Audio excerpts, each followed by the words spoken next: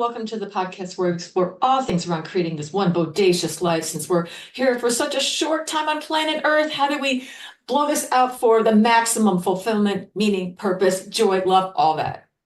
So you've heard me talking a lot about AI lately because it is such a huge change in what's coming in the way we do things.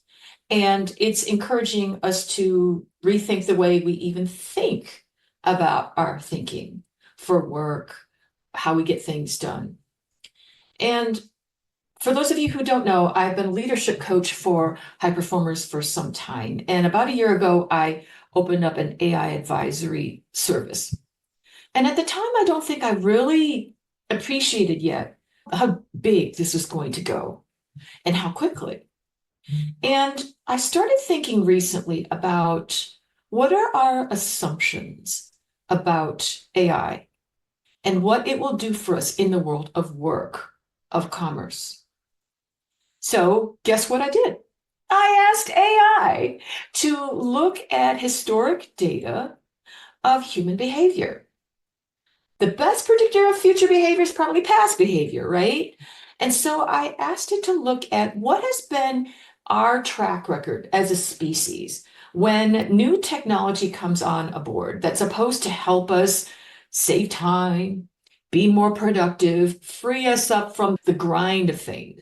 I'm talking about the invention of the washing machine, of the dishwasher, of appliances, all these things that were hailed as this is a great thing that's going to free up your time, make your life so much easier. Yay!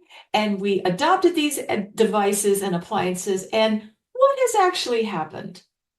And I'm kind of using that as what I think might happen as AI becomes more widely adopted. So the data says that when appliances were adopted, washing machine or the faster, better way to do all these things, the expectation was that it would free up our time. Did it?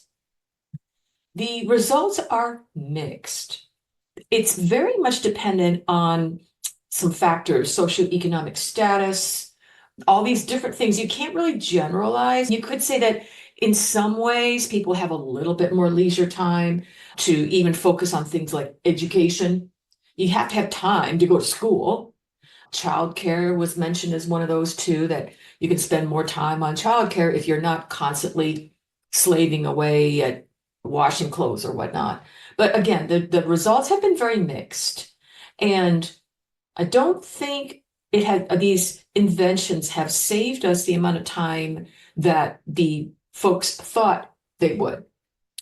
And so I think the same thing's going to happen with AI. With the adoption of new machinery, what they noticed was that people at higher economic and educational levels didn't save as much time as was predicted. Who knows why? And the same thing is predicted with AI, because what I wanted to share in this podcast is, what is the driving agenda energy under all of this? There is the desire for humans to improve our condition. Yay. We're meant to grow. We're meant to innovate and grow and invent. That's just what we do. And that's good, right? Everything depends on how these things are implemented. Because if we look at past behavior, that's exactly what is being suggested in terms of how these things are used. That requires a little bit more of a discussion on policy, on how we regulate things. It's not like we can just let these things run amok. Like with AI, what I see happening is it's pretty much going to be the same thing as what's happened with the invention of the internet, washing machines, dishwashers.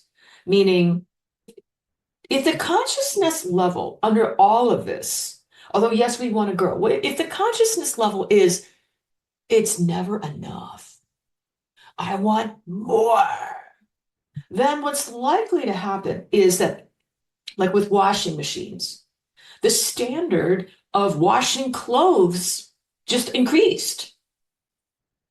Prior to washing machines, people didn't wash their clothes as often. Now you got a machine, people are just expected to wash their clothes more. I imagine with AI, if it's that same energy, people may be expected to do even more, like the standard for productivity for everybody just went up. And that could make things a little bit more high pressure if you don't keep up with the AI. Meaning it's not the AI that's the problem. It would be this fundamental, it's never enough, more, more, more. Or if there is a shift in the consciousness to say, this is enough, I can run an AI and have an hour extra a day to spend with my friends and family. Wouldn't that be groovy? So we have a choice of what we do with this extra time. Will we be expected to just do 10 times more stuff? Or will we actually harvest these gains of time and use them towards truly human activities to make the quality of our lives better, which was the original promise of all of this? It's food for thought. So I'll just leave you with this. We shall see. How would you like AI to improve your life? Is it just to squeeze more blood out of a turnip? Is it just to make everybody work 10 times faster, like they're on a conveyor belt that gets sped up? Or would it be a new way of doing business that instead of 40 hours, what if everyone only needed to work 30? So there's quite a bit of we shall see.